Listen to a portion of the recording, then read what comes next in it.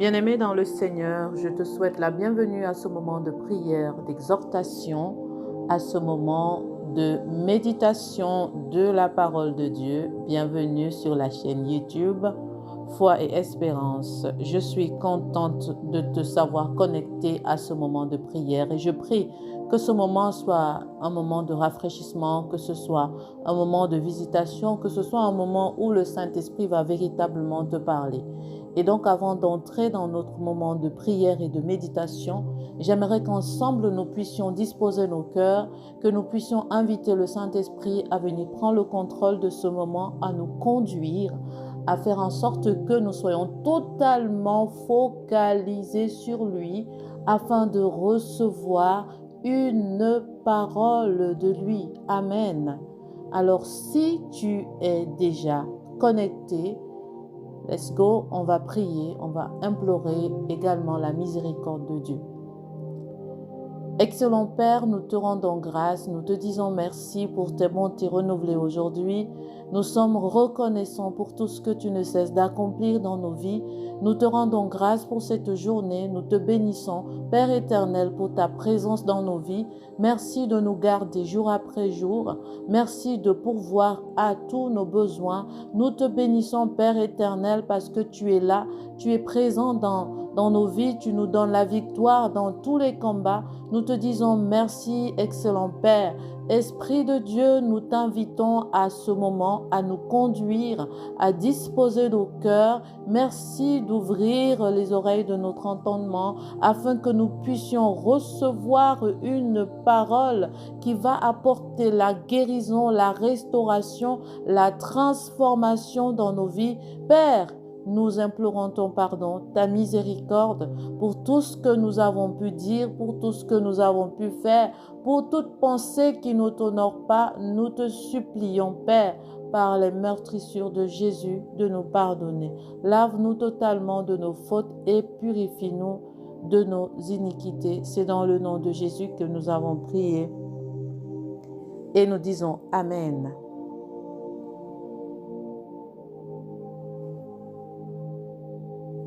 Amen.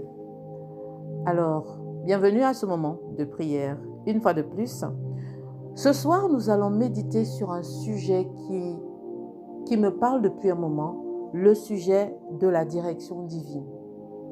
C'est un sujet sur lequel moi aussi je suis interpellée parce qu'il arrive à un moment de nos vies où nous ne savons pas quel chemin prendre.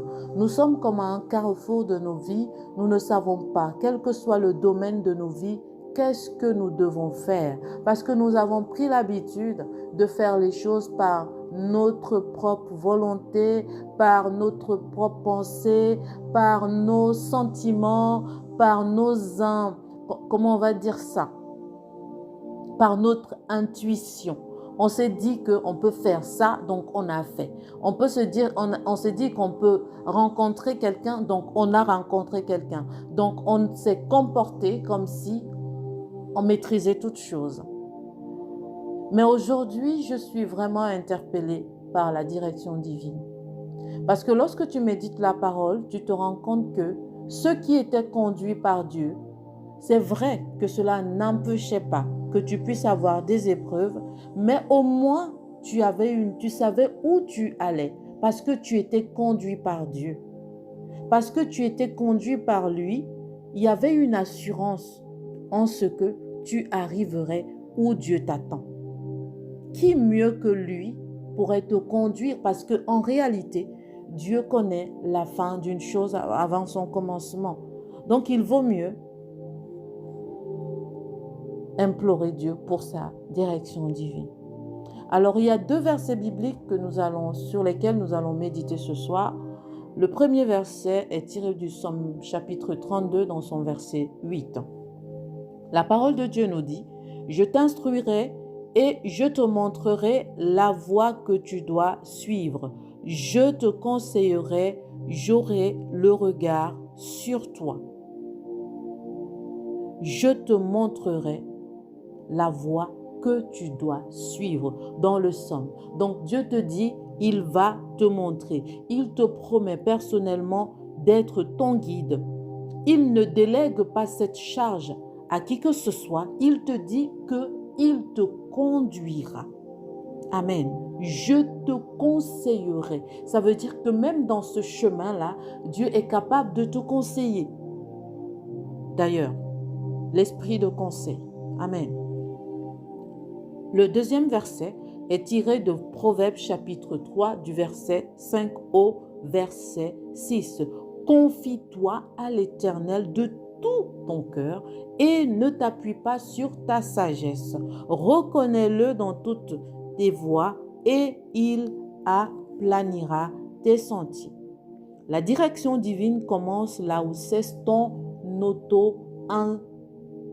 autosuffisance, notre autosuffisance. Lorsqu'on se dit qu'on maîtrise tout, on connaît tout, donc la direction divine s'arrête. Commence plutôt quand tu déposes tout ce que tu penses connaître. Amen. Alléluia.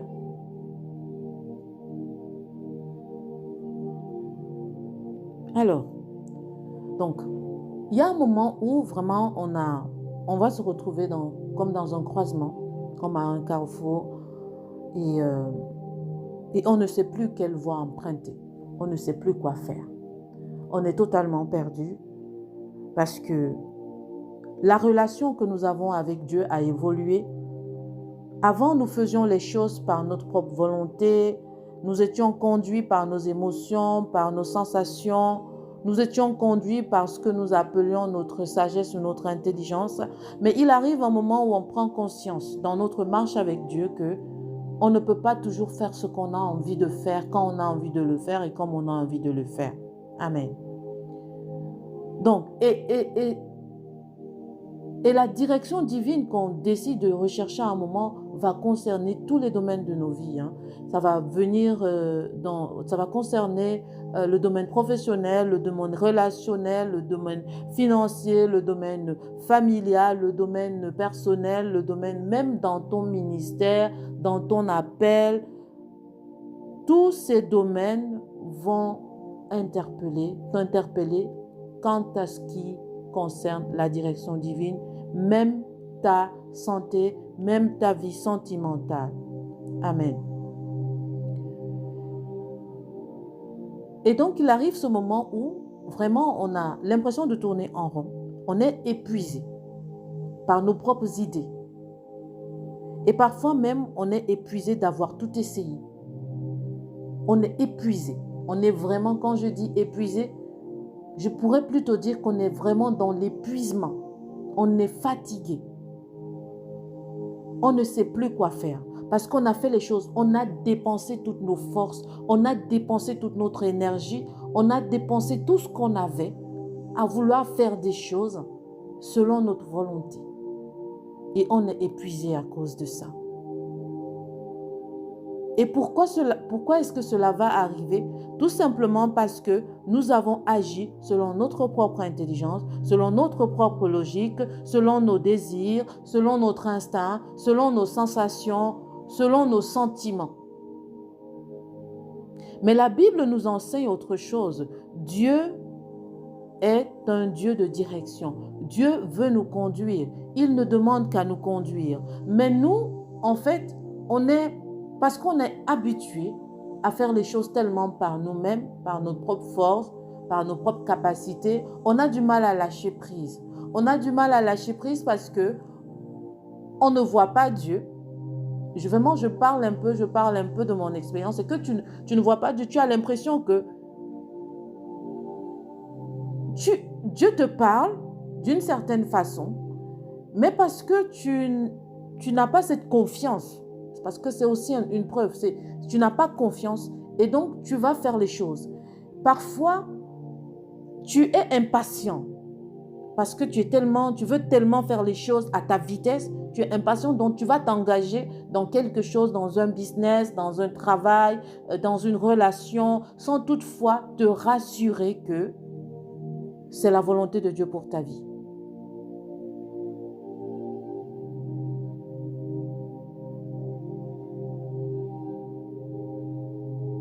Or, Dieu veut nous conduire.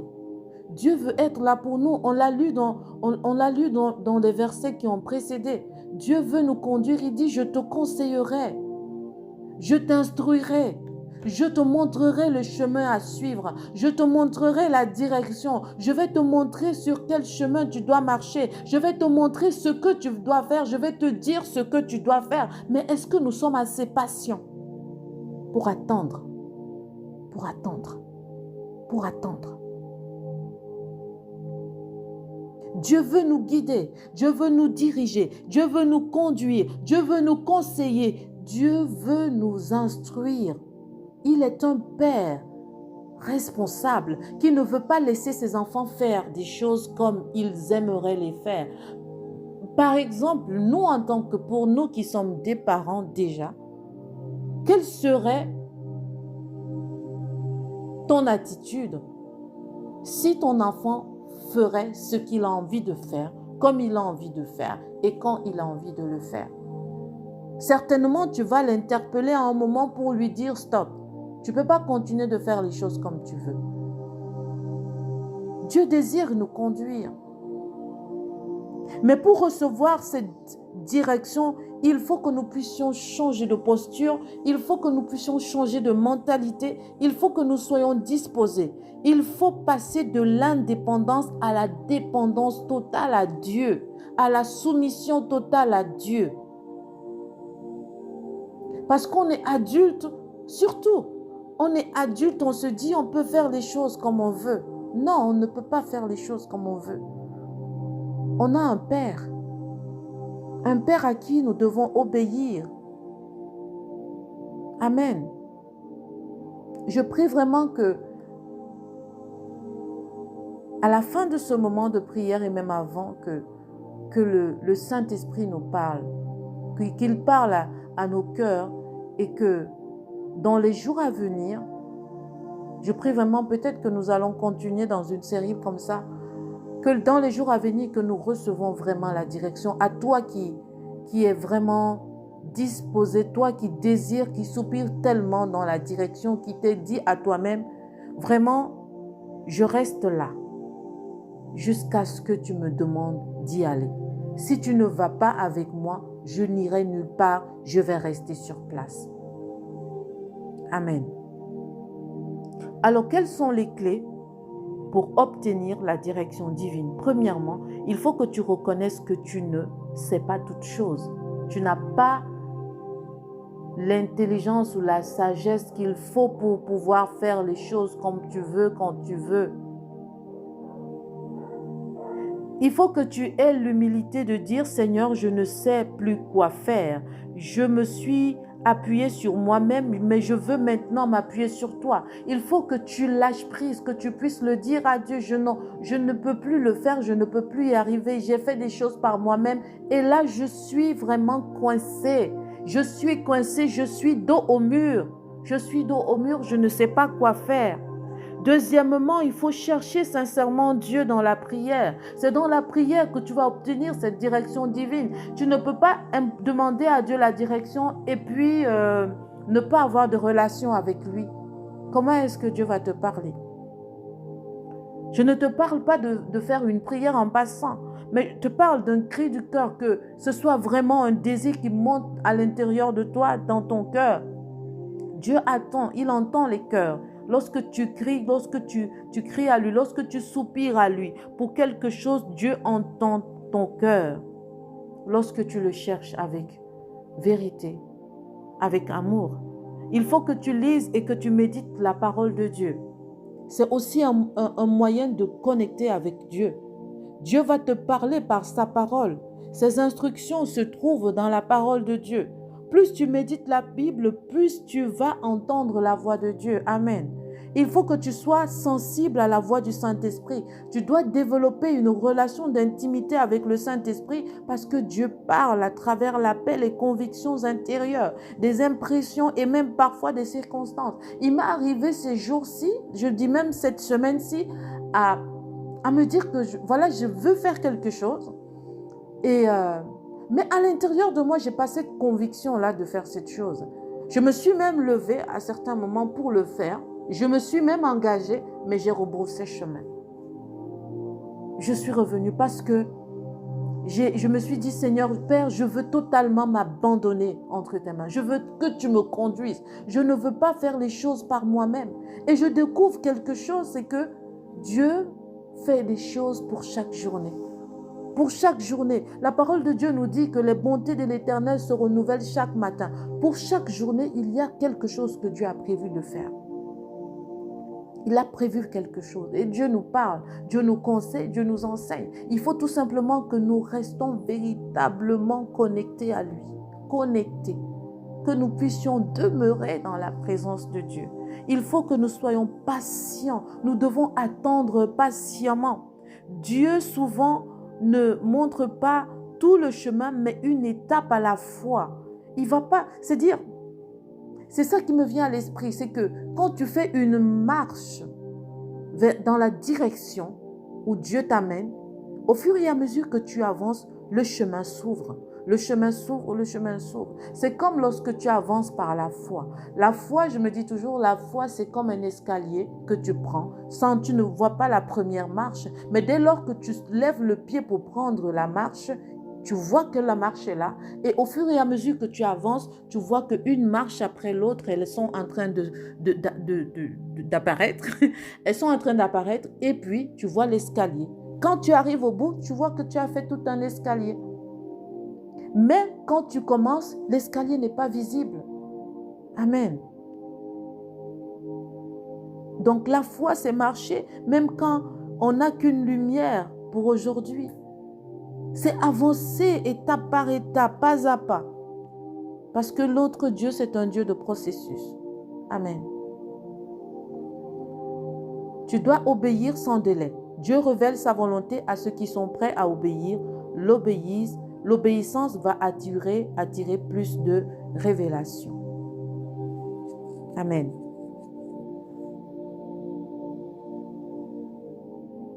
Alors, quelles sont les actions concrètes que je peux poser pour marcher selon la direction divine?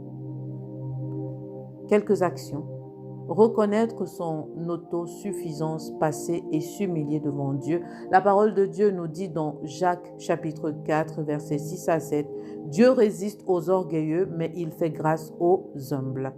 Soumettez-vous donc à Dieu, résistez au diable et il fuira loin de vous. » Donc, il faut commencer par reconnaître que tu as souvent voulu diriger ta vie seule. C'est mon cas. J'ai toujours voulu diriger ma vie seule. L'humilité attire la faveur divine. Dépose ton orgueil spirituel et tes propres plans à tes pieds, aux pieds de Dieu. Parce que quand tu fais toujours les choses à ta façon, parfois aussi, il y a un peu d'orgueil, il y a de la désobéissance. Si tu ne fais pas ce que Dieu, si tu fais ce que tu veux et que ce que tu veux n'est pas la volonté de Dieu, c'est de la désobéissance. On implore la miséricorde de Dieu pour ça. Tu dois consulter Dieu avant chaque décision. Ça, c'est le challenge. C'est vraiment le challenge. Il faut y arriver par la grâce de Dieu. On s'empresse tellement de faire les choses. C'est comme si on était en train de faire c'est pas un marathon, mais c'est une course de vitesse. Je sais pas contre qui. On se dit non, je dois faire les choses, je dois. Moi, je le confesse. Il y a une phrase que j'ai toujours aimé dire. Je dois. Il faut que je.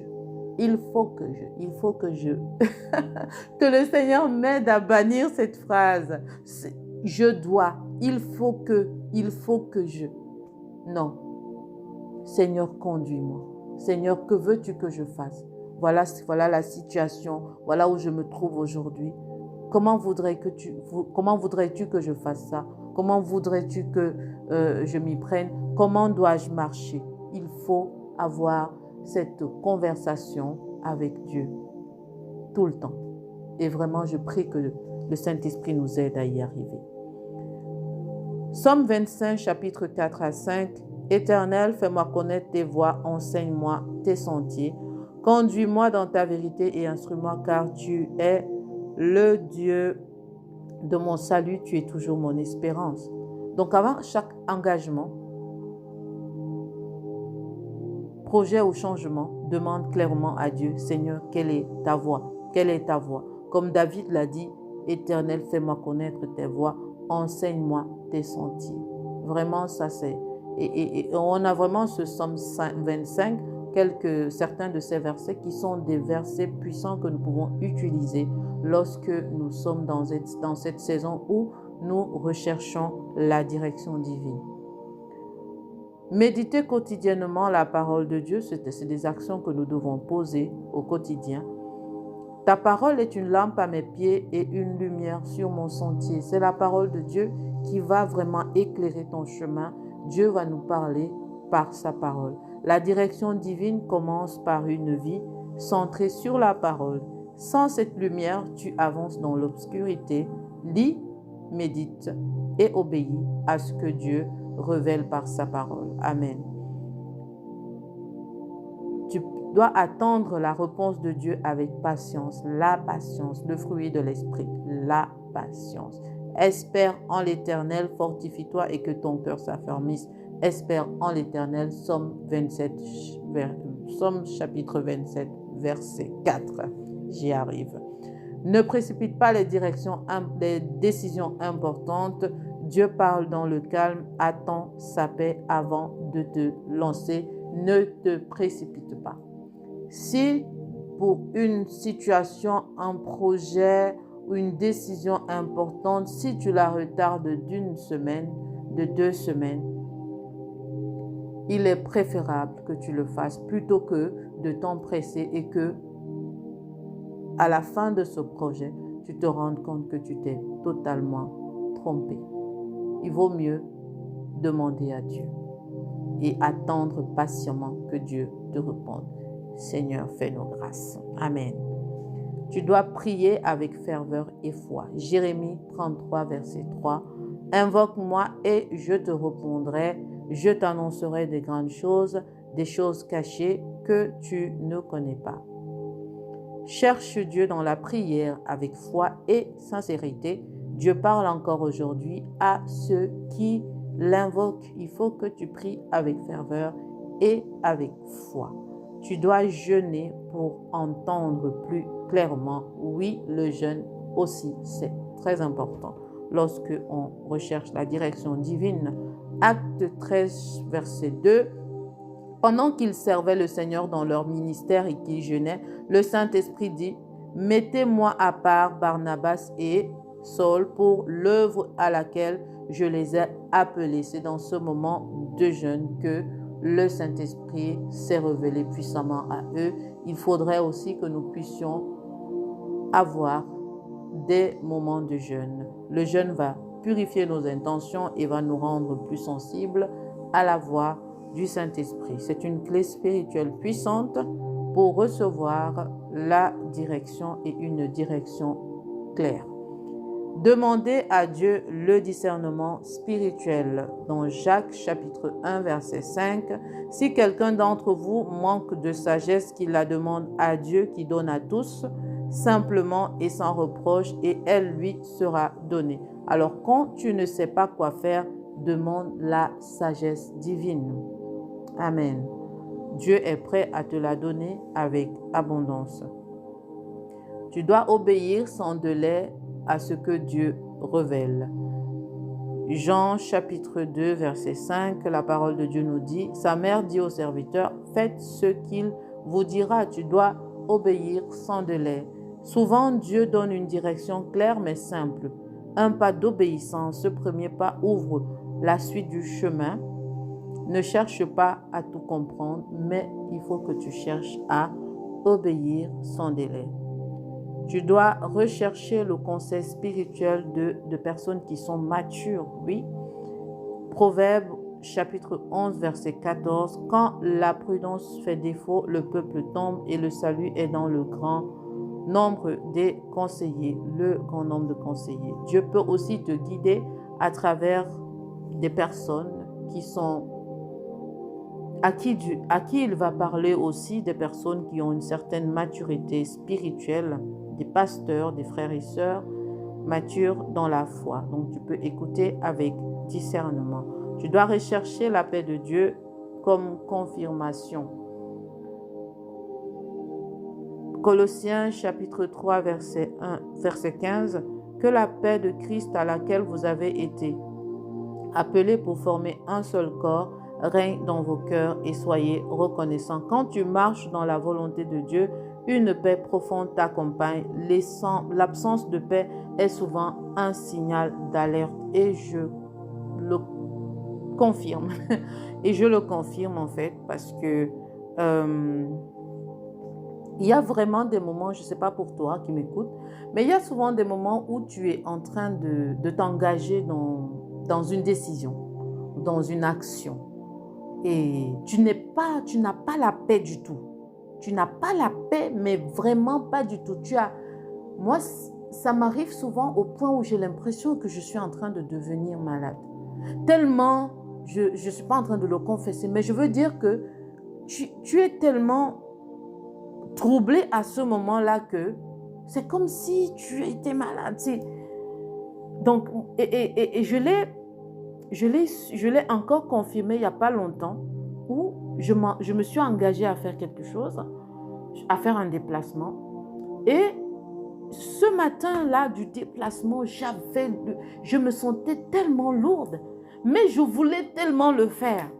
Et au bout du compte, déception totale. Je n'aurais pas dû. Et je me souviens comme ça, juste pour partager, je me souviens quand je suis rentrée, j'ai dit à Saint-Esprit, est-ce que tu ne peux pas juste me dire d'une façon douce, non, ne le fais pas. Mais ce jour, j'ai compris que quand je me sens comme ça, il vaut mieux que je fasse rien. Il vaut mieux que je demeure dans la présence de Dieu. Je mets une méditation, je mets un instrumental et puis voilà, j'écoute. Donc voilà. Amen. Et je prie vraiment que tu découvres aussi cette façon. Mais je te dis, quand je n'ai pas de paix face à quelque chose, il vaut mieux que je ne bouge pas. Il vaut mieux, si je suis sur le point de faire et que j'ai d'un coup là, j'ai comme vraiment la paix qui est partie. Je devrais même faire, tu sais, le statut pas de, donc je ne bouge plus. Je ne bouge plus. Amen. Alors oui, voilà, je t'ai partagé quelques actions que tu peux mener pour pouvoir marcher selon la direction divine. Je t'ai aussi partagé des clés. Amen. Alors, je t'ai dit tout à l'heure également qu'il y a un psaume que tu peux méditer lorsque tu es vraiment dans cette saison où tu recherches la direction de Dieu. C'est le psaume 25, mais en particulier les versets 4 à 5, les versets 8 à 9 et les versets 12. C'est un psaume, c'est l'un des psaumes les plus clairs sur la prière pour la direction. Donc ici, David exprime à la fois sa confiance en Dieu et son désir d'être guidé par lui. Donc, les versets 4 à 5, « Éternel, fais-moi connaître tes voies », on a lu tout à l'heure. « Éternel, fais-moi connaître tes voies, enseigne-moi tes sentiers, conduis-moi dans ta vérité et instruis-moi, car tu es le Dieu de mon salut, tu es toujours mon espérance. » Versets 8 à 9, « L'Éternel est bon et droit, c'est pourquoi il montre aux pécheurs la voie, il conduit les hommes dans la justice, il enseigne aux humbles sa voie. » Le verset 12, « Quel est l'homme qui craint l'Éternel? L'Éternel lui montre la voie qu'il doit choisir. » Donc, dans tes moments de prière personnelle, tu peux également t'appuyer sur ces versets, mais aussi sur les versets que nous avons médités au début. Alors, juste peut-être Abraham. L'Éternel dit à Abraham, nous sommes dans Genèse 12, versets 1 à 4, « Va-t'en de ton pays, de ta patrie, de la maison de ton père, dans le pays que je te montrerai. » Tu pourrais lire Abraham, chapitre 12, versets 1 à 4. Donc, c'est vraiment la direction. Et Abraham est parti sans savoir où il allait. Dieu lui a dit, « Je rendrai ton nom grand et tu seras une source de bénédiction. » Et la Bible nous dit, Abraham partit comme l'Éternel le lui avait dit. Donc, il est parti promptement, il est parti sans se poser des questions, il est parti sans attendre. Il a obéi sans attendre. Alors, pourquoi c'est une démonstration forte de la direction divine? Abraham n'avait pas de carte, il n'avait pas de plan précis. Abraham ne savait pas où il allait. Dieu ne lui a pas dit d'avance, mais il a obéi à la voix de Dieu. Abraham ne savait pas où il partait. Tout ce que Dieu lui a dit, c'est que quitte ta patrie. Donc, un matin, on va venir te dire que, voilà, quitte la maison de ton père, quitte ta patrie, quitte ta ville, quitte ton pays, va vers le chemin, va vers le pays que je vais te montrer. Pourquoi? Comment? Qu'est-ce qu'il y a devant? Va, obéis, tout simplement. Et c'est en marchant par la foi qu'il est devenu le père de la foi. Abraham a tout simplement obéi à Dieu. La direction divine a changé son identité, son héritage, sa descendance et même l'histoire du monde. Il est devenu un modèle de marche par la foi, étape par étape, selon le plan de Dieu, selon la voie de Dieu.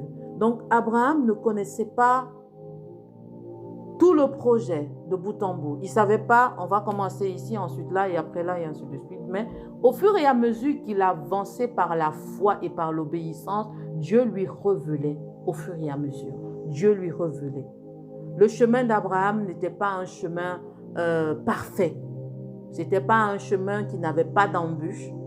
Il y avait des moments d'épreuve, il y avait des moments où il fallait qu'il fasse vraiment confiance à Dieu, il fallait qu'il ait la foi, et il avançait. Il y a même des moments où Abraham a dû mentir. Mais il a continué à obéir à Dieu. L'obéissance. Amen. Alors maintenant, je t'invite à un moment de prière pour obtenir la direction divine. J'espère que tu es béni. J'espère que tu es béni. Est-ce que tu peux dire Amen? Est-ce que tu peux dire Amen? On a été un peu long, mais vraiment, c'est un sujet qui me parle tellement. Et j'ai voulu le partager avec toi tout en priant que tu obtiennes la direction. Pour toi qui es dans cette saison où tu désires cette direction, je prie vraiment que le Saint-Esprit te parle. Alors nous allons vraiment y aller, nous allons prier. Seigneur notre Dieu, nous nous tenons devant toi aujourd'hui humblement. Nous reconnaissons que nous avons souvent marché selon notre propre sagesse, nos propres choix, nos envies. Trop souvent, nous t'avons relégué à l'arrière-plan et aujourd'hui, nous sommes fatigués, confus à un carrefour de nos vies. Mais tu es le Dieu fidèle, le Dieu miséricordieux, le Dieu qui aime conduire ses enfants. Alors, Père, ce soir, nous t'ouvrons nos cœurs, nous te disons, Seigneur, montre-nous le chemin sur lequel nous devons marcher. Instruis-nous, conseille-nous et guide-nous dans le nom de Jésus. Dans nos décisions professionnelles, montre-nous le chemin. Dans nos finances, enseigne-nous ta volonté. Dans nos relations, dirige nos pas vers ce qui te glorifie. Dans nos familles, sois le fondement. Dans notre appel, révèle-nous les étapes. Dans chaque aspect de nos vies, sois le berger de nos âmes. Saint-Esprit, nous t'invitons à prendre toute la place. Parle, dirige, ferme les portes qui ne viennent pas de toi et ouvre celles que tu as préparées. Nous refusons de continuer à avancer dans la confusion. Nous nous engageons aujourd'hui à consulter ton cœur, à attendre que tu nous parles, à obéir à tes instructions. Sois notre boussole, soit notre lumière, soit le chemin qui nous conduit. Merci Seigneur, car tu es un Dieu de direction et tu ne laisseras jamais un cœur sincère dans l'errance. Père, nous te bénissons, nous te rendons grâce parce que dès ce soir, tu nous parles, tu nous conduis, tu nous montres le chemin sur lequel nous devons marcher et nous te rendons grâce. C'est dans le nom de Jésus-Christ que nous avons prié et nous disons Amen. Est-ce que tu peux dire Amen? Amen. Alors bien-aimé, Dieu n'est pas un Dieu de confusion, mais c'est un Dieu d'ordre, c'est un Dieu de paix et c'est un Dieu de clarté. Si tu te tournes sincèrement vers lui, il te montrera le chemin à suivre. Reste à son écoute, sois sensible à sa voix et avance avec foi, pas à pas, étape par étape. Si ce moment t'a béni, n'hésite pas à nous laisser un commentaire, à le partager avec une personne qui a besoin de direction divine. Nous t'invitons aussi à aimer cette chaîne et nous te donnons rendez-vous à très prochainement. Que Dieu te garde, que Dieu veille sur toi tout au long de cette nuit. Je te souhaite une excellente nuit. À très bientôt.